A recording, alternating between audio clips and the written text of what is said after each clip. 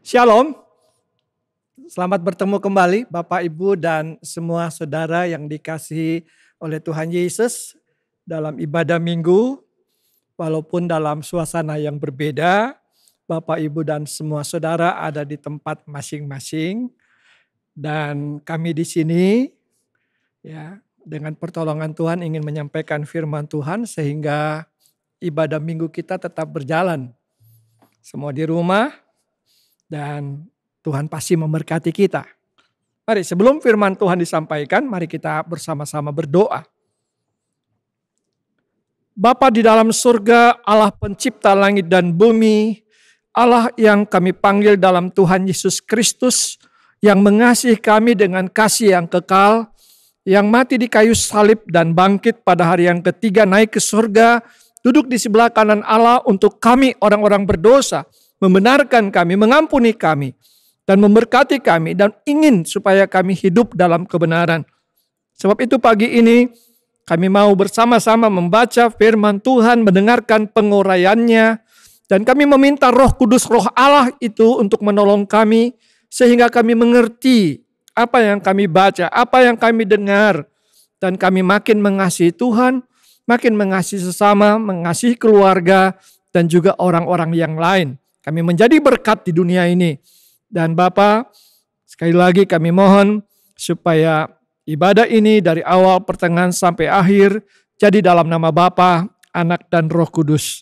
Amin. Bapak, Ibu, dan semua saudara yang dikasihi Tuhan Yesus, mari kita bersama-sama membuka dari gadget, dari Alkitab kita. Diambil dari Roma pasal 7 ayat 24 sampai ayat yang ke-25. Surat Paulus kepada jemaat di Roma pasal 7 ayat 24 sampai ayat yang ke-25. Saya akan membacakan dari sini dan harap Bapak Ibu Saudara membacanya juga di tempat masing-masing. Aku manusia celaka. Siapakah yang akan melepaskan aku dari tubuh maut ini? Syukur kepada Allah oleh Yesus Kristus Tuhan kita. Aku manusia celaka, ada penekanan di situ. Siapakah yang akan melepaskan aku dari tubuh maut ini? Syukur kepada Allah oleh Yesus Kristus Tuhan kita. Saudara, ini adalah tulisan Paulus yang berbicara mengenai pergumulan yang sangat hakiki di dalam dirinya. Karena dalam ayat 21, dalam ayat-ayat sebelumnya tertulis bahwa dalam diri dia, dalam batin dia, ada satu keinginan untuk berbuat baik. Keinginan yang begitu dalam untuk mengasihi Allah. Keinginan untuk melakukan hukum-hukum Allah. Tetapi dia melihat sisi yang lain di dalam dirinya. Dan ia menulis bahwa ada perjuangan, ya, bahwa ada hukum akal budi.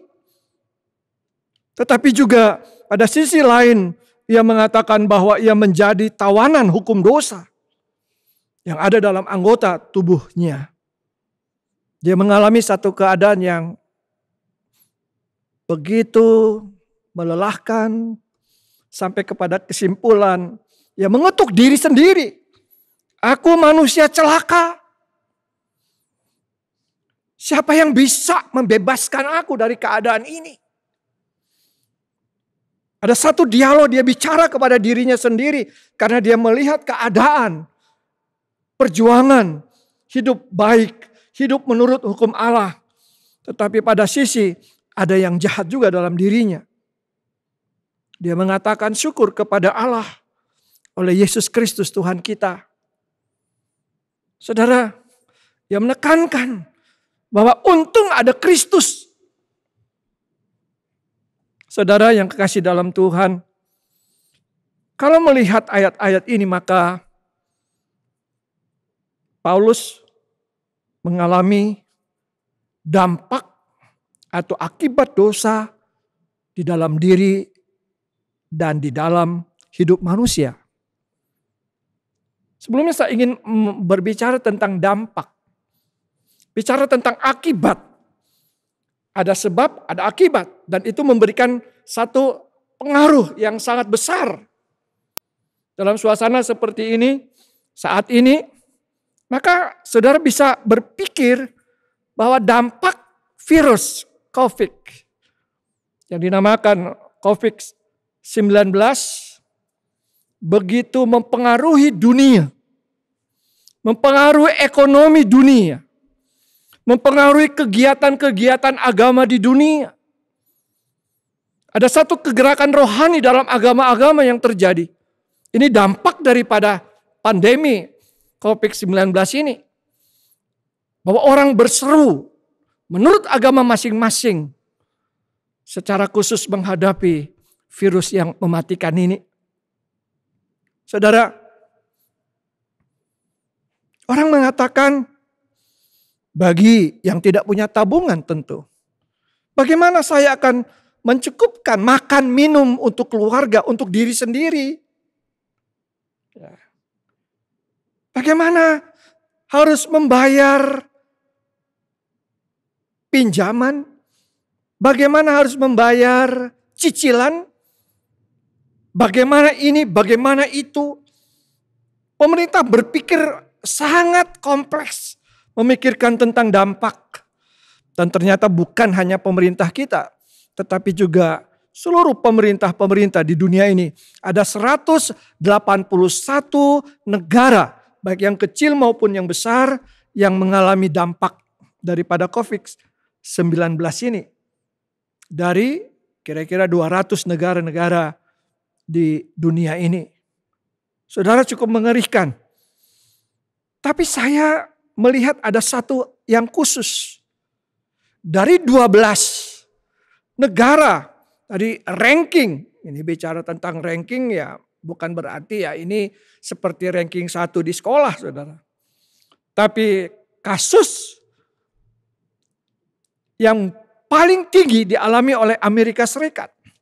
Dan sesudah saya mencatat ada 12 negara, ternyata ya dari 12 negara, negara Kristen, negara Katolik itu paling banyak. Ya, 1, 2, 3. Jadi ada 9 negara Kristen, negara Katolik duduk pada ranking yang tinggi. Selain daripada Cina, Iran, dan Turki. Di dalamnya ada Amerika, Spanyol, Italia, Perancis, Jerman, Inggris, Belgia, Brazil, Kanada, dan Belanda. Saudara perhatikan. 2.179 yang terkena dan 145.000 yang mati. Saudara, wah ngeri. Nah, kalau kita memperhatikan dampak ini bagi daerah kita di Cimahi, gang-gang sudah mulai ditutup, berarti satu keadaan yang tidak bisa main-main lagi. Tapi orang, khususnya Bapak, Ibu, dan Saudara diajak untuk memikirkan tentang satu dampak yang Paulus bicarakan, yaitu dampak dosa bagi seluruh manusia. Dampak yang lebih mematikan, yang membuat manusia itu tidak mengalami hubungan dengan Allah. Manusia tidak mengalami kehidupan rohani yang sesungguhnya. Dan kalau lihat sebagai pemimpin dalam agama Yahudi, seorang ahli Taurat mengalami hal yang seperti ini. Melalui pertobatan kepada Kristus pun dia masih mengalami perjuangan yang tidak gampang. Saya ingin mengatakan kepada saudara bahwa dampak dosa itu membuat saya dengan saudara celaka. Satu teman mengatakan, Pak, aku kalau marah kepada istri, kepalaku aku bentur-benturkan ke tembok. Ketika anakku lahir, dia marah. Apa yang aku buat, dia buat, saudara. Dia lakukan. Dia bilang, yang aku perbuat dilakukan oleh anakku. Satu teman lagi mengatakan kepada anaknya mengajar, kamu tidak boleh marah-marah ya sama mama. Kamu harus baik-baik. Apa anaknya bilang? Papa dengan mama Aku lihat marah-marah, papa dengan mama bertengkar. Saudara, kadang-kadang kita hanya melihat dari satu sisi. Kebenaran dilihat dari ukuran diri sendiri. Tidak melihat bagaimana Alkitab menerangkan tentang dahsyatnya dosa dan akibatnya. Itulah sebabnya Tuhan Yesus mengambil peran yang penting untuk pergumulan manusia. Dampak dosa bagi seluruh manusia. Manusia jauh dari Allah. Saya dengan saudara mengalami satu keadaan yang sangat sulit untuk tekun, untuk setia, untuk melakukan pembacaan Alkitab yang teratur, untuk membuat doa-doa pribadi yang lebih maju. Tetapi saudara perhatikan bahwa kuasa daging yang ada dalam diri kita seringkali memangkas, memotong, mengambil peran untuk menarik kita. Rasul Paulus menulis tentang dampak bagaimana Kristus melakukan perannya terhadap kehidupan manusia. Paulus menulis begini, saudara. Kita lemah, kita durhaka, kita jauh dari Allah. Tapi ayat itu tidak hanya sampai di situ. Waktu kita masih lemah, waktu kita masih berdosa, waktu kita masih hidup durhaka jauh dari Tuhan. Tapi Allah menunjukkan kasih-Nya kepada kita oleh karena Kristus telah mati. Perhatikan, Kristus telah mati untuk kita yang berdosa. Untuk kita ketika masih berdosa, Kristus telah mati untuk kita.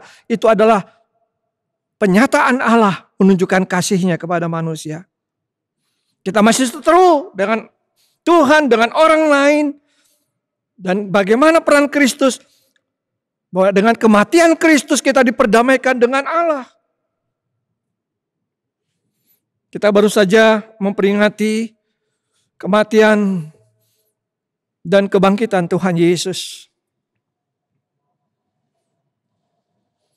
Paulus, dia mengatakan dengan kebanggaannya, dengan syukurnya, syukur kepada Allah oleh Yesus Kristus Tuhan kita. Yesus Kristus dari surga. Yesus turun dari atas, dari tempat kediaman Allah. Tapi agama-agama dunia berasal dari dunia ini. Yesus menyelamatkan manusia sebagai satu karunia, pemberian. Tetapi agama hanya sampai mengajar bagaimana hidup suci dan bagaimana masuk surga, terserah kepada masing-masing. Pemberian Allah dalam Yesus itu sebagai anugerah dan memberikan dampak kepada hidup yang kekal. Tetapi agama mengatakan untuk masuk ke dalam surga manusia harus berusaha sendiri. Hidup suci, lakukan syariat agama. Dan Roma pasal 7:24, Paulus yang berusaha, dia mengatakan dalam keterbatasannya, dalam keadaan yang frustasinya boleh dikatakan, aku manusia celaka. Dalam Kristus pasti. Dalam agama semoga, mudah-mudahan dan terserah kepada Allah. Dalam agama-agama, manusia tetap pikul dosa sampai mati. Ujung-ujungnya ke neraka. Tapi di dalam Yesus Kristus, dosa telah dipikul oleh Tuhan Yesus di atas kayu salib. Ia sendiri telah memikul dosa kita di dalam tubuhnya di kayu salib. Dosa saudara, dosa lalu, dosa hari ini, dosa akan datang. Segala dampaknya ditanggung oleh Tuhan Yesus dalam penderitaannya yang begitu dahsyat. Mati sampai mati di kayu salib. Untuk saya dan untuk saudara. Mari saudara, kita pikirkan, kita koreksi diri. Roh Kudus sanggup menolong. Itulah sebabnya pasal 7 Roma disambung dengan pasal 8. Bahwa di dalam Kristus tidak ada lagi penghakiman. Roh yang memberi hidup telah memerdekakan kamu dalam Kristus dari hukum dosa dan hukum maut. Tuhan Yesus memberkati saudara. Mari maju dalam Tuhan, ikuti ada kehendak Tuhan yang khusus. Bahwa melalui keadaan seperti ini, maka apabila saudara-saudara di rumah melakukan ibadah, maka pasti ada kemajuan rohani dalam keluarga. Gereja bisa ditutup, tapi ibadah di rumah-rumah tidak ada yang bisa menutup. Tuhan memberkati saudara, hiduplah terus di dalam kasih Kristus. Tuhan tidak pernah meninggalkan saudara. Yesus untuk saudara. Untung ada Tuhan Yesus. Amin. Saudara yang kekasih dalam Tuhan Yesus, mari kita berdoa sambil kita menutup pemberitaan firman Tuhan pada hari ini. Bapa di dalam surga, kami datang kepadamu, kami memerlukan belas kasihan Tuhan. Dampak COVID yang begitu dahsyat di dunia ini, sehingga membuat banyak orang mati. Kami tidak mengerti dan tidak tahu apakah mereka mati di dalam keberdosaan, atau mereka mempunyai pengampunan di dalam Allah. Tapi saat ini Tuhan, kami tetap meminta belas kasihan-Mu, pertolongan-Mu bagi kami sekeluarga, keluarga kami masing-masing, famili kami. Dan biarlah walaupun mungkin ada yang terdampak mengalami positif COVID-19 ini, Tuhan biarlah kuatkan mereka secara khusus. Kalau mereka punya hubungan dengan Tuhan, mereka tahu apapun yang terjadi, Yesus ada dalam hidup mereka dan mereka hidup di dalam Tuhan Yesus. Berkati semua kami dalam usaha pekerjaan. Ada di antara kami yang putus kerja, ada di antara kami yang usahanya menjadi mandek, tapi kami meminta Tuhan sanggup memelihara kami dengan cara Tuhan yang ajaib dan heran.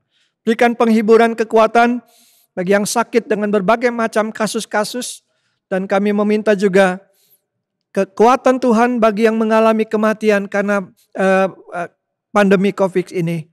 Keluarga yang ditinggalkan, diberikan kemampuan untuk menerima keberadaan ini. Walaupun tidak gampang, ada ucapan syukur kepada Tuhan Yesus. Terima kasih, kami akan kembali dalam kehidupan kami setiap hari. Kami mohon berkat daripada Bapa di surga. Mari saudara tadakan tanganmu kepada Allah. Kita mohon berkat daripada Bapa. Biarlah kasih, anugerah, damai sejahtera, penyertaan, pertolongan, berkat dari Bapa di surga dalam Tuhan Yesus Kristus anaknya yang tunggal menjadi bagian kami sekalian. Hari ini sampai Maranatha, kedatangan Tuhan Yesus yang kedua kali. Amin.